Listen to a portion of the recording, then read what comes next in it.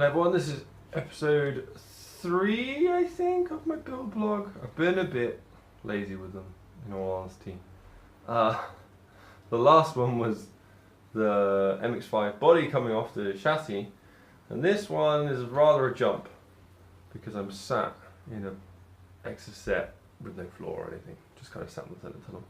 But I'm going to talk you through my progress, what I've done, and some of the plans that might be helpful for someone. Okay, going to start the front.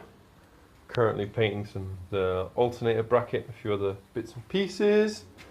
So I had the cam cover, rocker cover, professionally polished. That is very bling bling.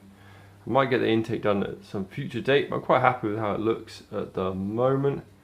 And then I did the cam belt change, cleaned up all the bolts, some new plastic covers on the front, tidied up. So I did basic stuff on the engine, cam belt, water pump, oil filter, spark plugs, the crank seal at the back of the engine, new clutch, and that's about all I've done to the engine apart from cleaning it. And then I went over and put some effort in high temp paint, cleaned up all the bolts on the engine mounts down there, as you can see. So put a bit of effort in. I think it looks quite good. All the wishbones have been powder coated by Pro Coat.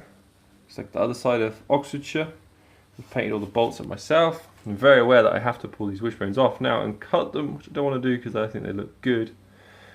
Brand new top rubber bushing from rubber ball joint from IL Motorsport. They were quite easy to change. I have a little 6-ton press at home that was like 50 quid off Amazon, and it got them in and out quite easily.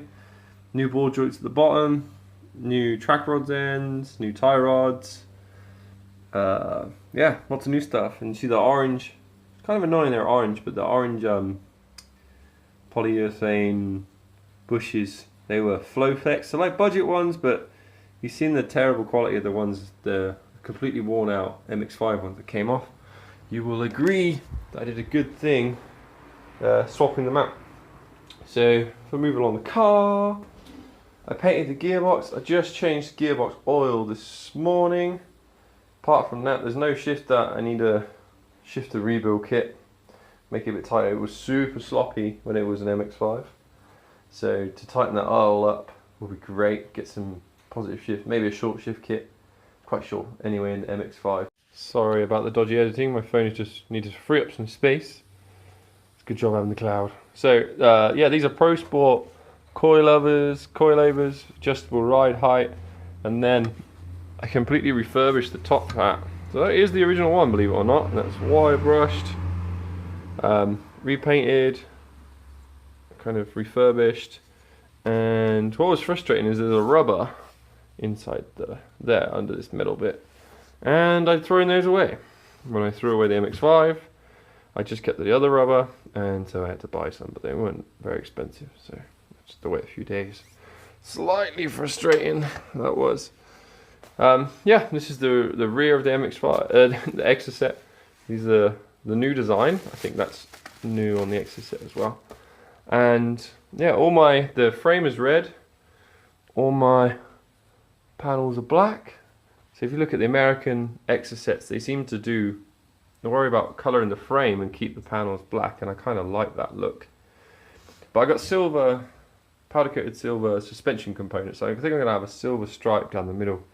Maybe some little details on it. Got no brakes at the moment. That's for the future. Big brake conversion. Excellent. So good progress so far.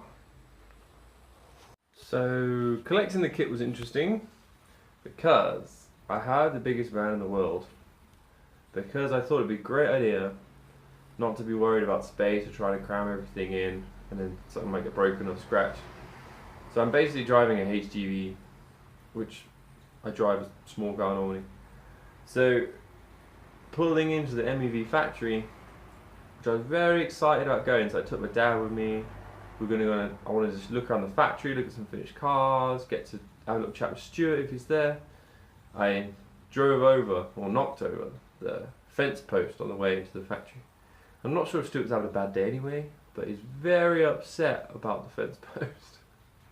And I thoroughly pissed him off. So he's obviously a fan of his work. So it's one of those don't meet your heroes things, because now he doesn't like me because I ran over part of his building. But I apologise to Stuart if you see this video, and I'll do you proud by building one of your cars to a super high standard. Cheers everyone, look forward to, subscribe, and then hopefully I'll bring out part 4 a bit sooner than between part 3 and 2 and 3.